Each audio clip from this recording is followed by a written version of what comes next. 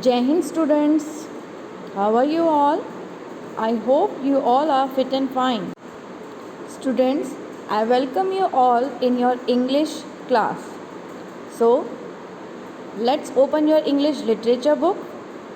Students, this is your literature book and today we will start a new chapter, that is chapter 9, The Wise Sage. Okay, write down today's date here. What is the date today? Today is 8th of October 2021 and the day is Friday. Okay beta, today is Friday. The wise sage. Wise means बुद्धिमान and sage means ऋषि मुनि जिसे हम कहते हैं. ठीक है.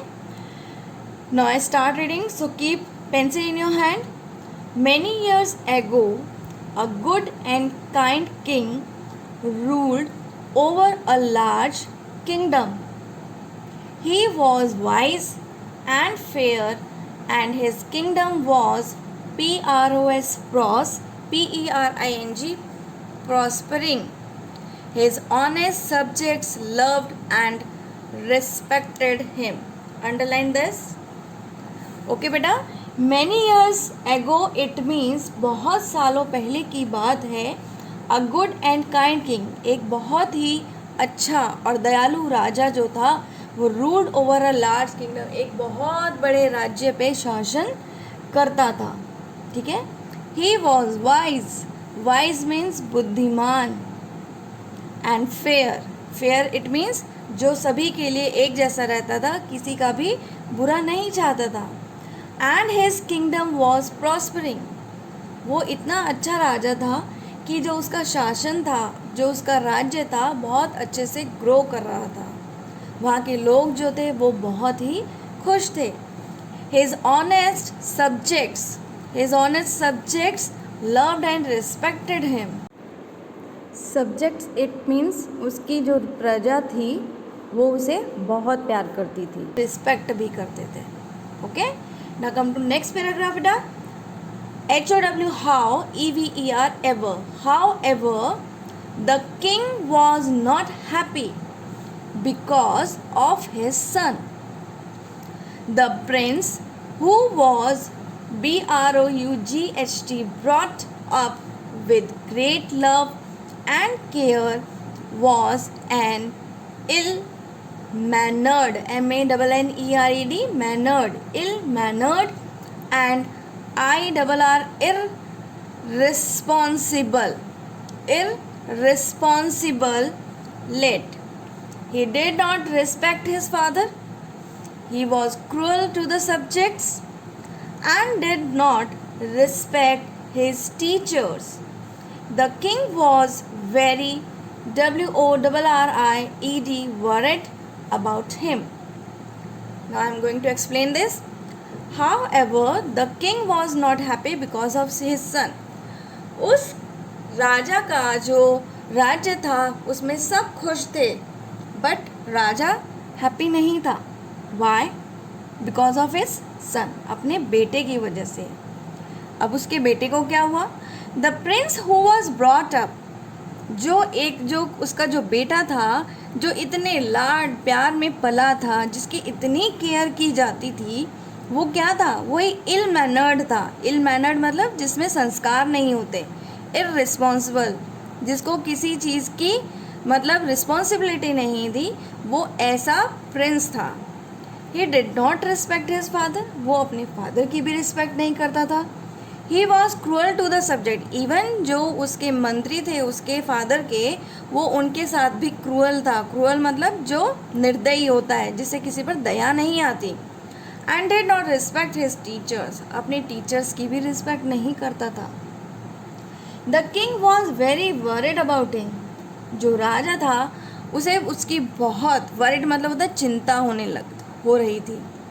The king was very worried about him, जो कि एक राजा था उसे उसकी बहुत चिंता होती थी. ठीक है. आई होप आपको ये दोनों पैराग्राफ अच्छे से समझ में आ गए होंगे. Now come to the next page बेटा, page number 72. Turn your book at page number 72. Years, P-A-S-S-E-D, passed by.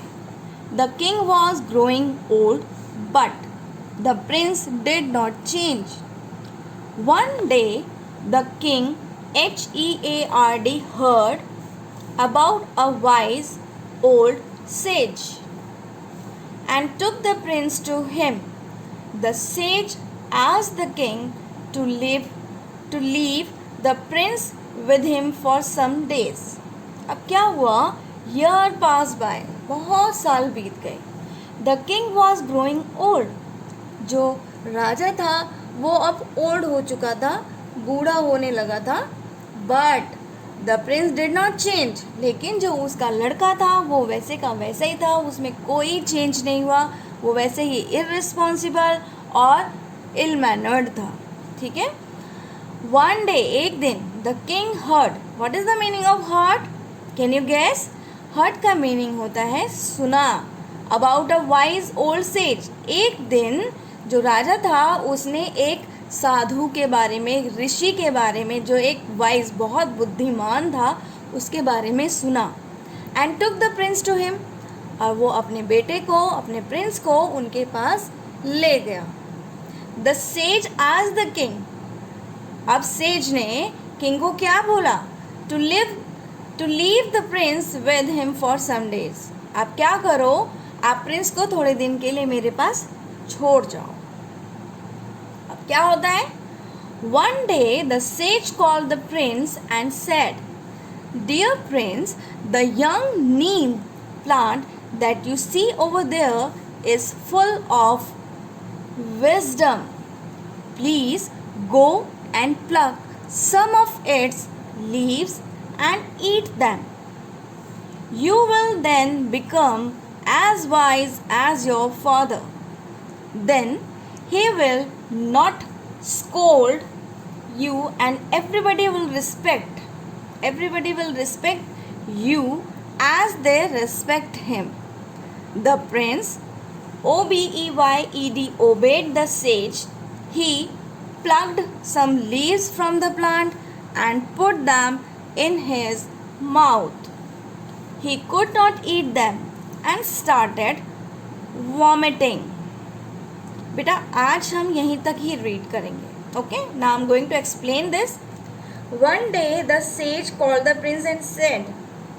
अब जब किंग ने उसे वहाँ पे छोड़ दिया सेज के पास, तो सेज ने प्रिंस को बुलाया और कहा, dear prince, the young neem, जो ये बड़ा सा नीम का पेड़ है, that you see over there, जो तुम वहाँ देख रहे हो, is full of wisdom. Wisdom मतलब बहुत ज्ञानी है. ठीक है. Please go and plug some of its leaves and eat them. जाओ उसमें से उसकी कुछ लीव्स को प्लग करो, तोड़ो और खा लो.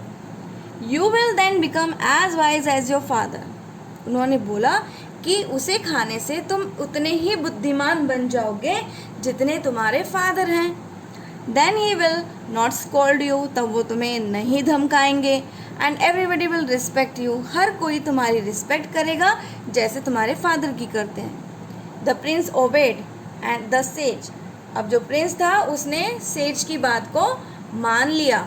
He plucked some leaves. उसने थोड़ी सी लीव्स को प्लग किया. प्लग मतलब तोड़ना. From the plant, प्लांट से तोड़ा. And put them in his mouth.